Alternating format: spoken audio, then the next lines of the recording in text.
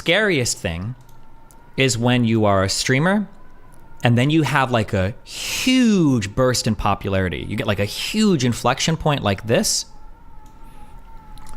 but your viewership ends up looking like this. I think this is like the scariest phenomenon to happen to a streamer or a YouTuber. It's where you have an explosive growth moment where all eyes are on you, but you can't convert any of these people into viewers or followers. I think that, in my opinion, once this has happened, you're basically dead or on the way to being dead, or you have to totally reinvent yourself. Really good example of this recently, I think, are Nick Fuentes and John Zherka.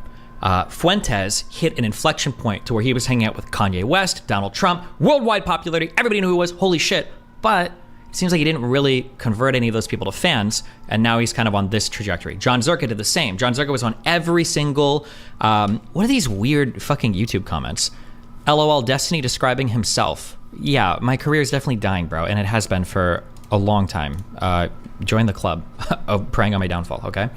I think that the scary thing, this happened with John Zherka too, where Zherka was doing a ton of shows, a ton of podcasts, got a huge explosion of popularity, but didn't convert it meaningfully into long-term fans.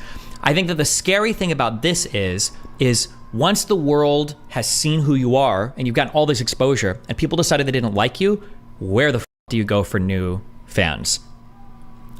This is really scary. So like with Fuentes, he can do things to get in front of people again, but everybody's already heard of him and they've decided that they don't really like him that much.